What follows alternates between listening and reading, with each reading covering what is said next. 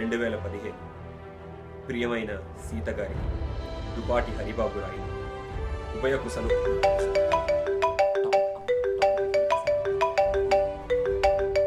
ఏం చేస్తున్నావురా? కంచె రివ్యూ ఇద్దామని స్క్రిప్ట్ రాసుకుంటున్నాను టొంబయ్య. అబ్బా, మొత్తానికి రివ్యూ గురించి ఆలోచిస్తున్నావు అన్నమాట. తొందరగా ఎవరైనా రివ్యూ, లేకపోతే తోకిచ్చు పొడిచేస్తాను.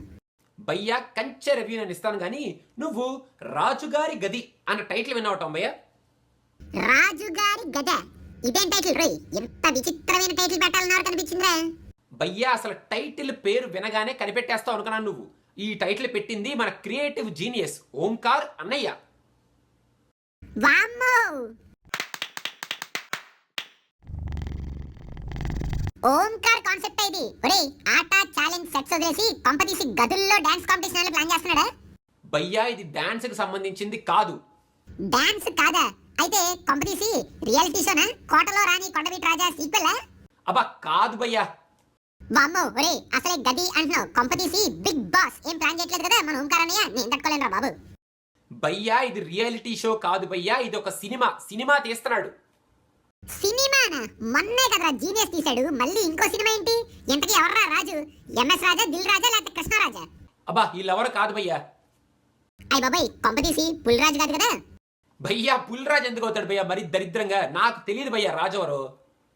ఎంతకీ ఏంట్రా గది? బెడ్రూమా, స్టోర్ రూమా, కిచెనా, లేక చండాలంగా బాత్రూమా?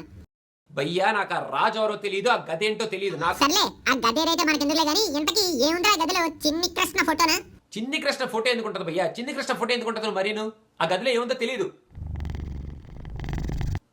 అయినా అరే, ఓంకార్ అనే సినిమా తీస్తే శివశంకర మాస్టర్ గది, సుందరం మాస్టర్ గది అని పెట్టాలి గానీ రాజుగారి గది అనేది పెట్టాడ్రా.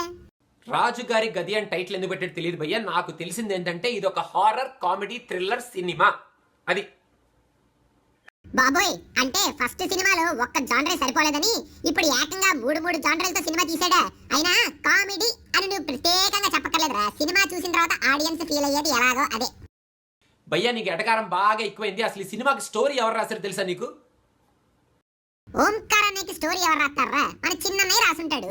భయ్యా అక్కడే నువ్వు పప్పులో లెగ్గేసావు. ఈ సినిమాకి స్టోరీ రాసింది చిన్నన్నయ్య కాదు, చిన్ని కృష్ణ కాదా? అయితే కంపెనీసి కొత్తగా ఉంటదని రజనీ మ్యామ్ ఏమైనా రాశారేంటి స్టోరీ? భయ్యా రజనీ మ్యామ్ ఎందుకు రాస్తారు స్టోరీ? రజనీ మ్యామ్ ఎందుకు రాస్తారు అసలు స్టోరీ? ఈ సినిమాకి స్టోరీ ఓంకార్ అన్నయ్య రాసేసుకున్నాడు. వామ్మో,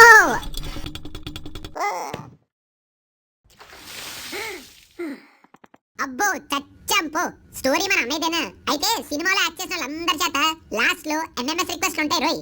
రేయ్, సినిమాని జాగ్రత్తగా చూడమని చెప్పే మన ఆడియన్స్ ని, లేకపోతే సినిమా చూసేటప్పుడు వాళ్ళ పర్ఫార్మెన్స్ ఎలా ఉందని లాస్ట్ లో మన సుందరం మాస్టర్ ని, శివశంకర్ మాస్టర్ ని అడిగి మార్కులు ఏమంటాడు మన అన్నయ్య.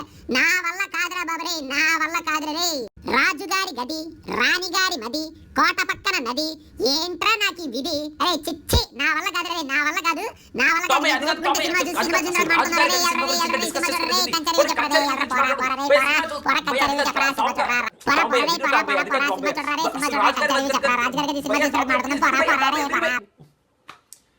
రాజుగారి గది ఇంకా చూసిన తర్వాత మనం మన విధి గురించి మాడుకుందాం భయ్యా. టాంబయ్య చెప్పినట్టు రాజుగారి గది ఏమిటి మనకి విధి?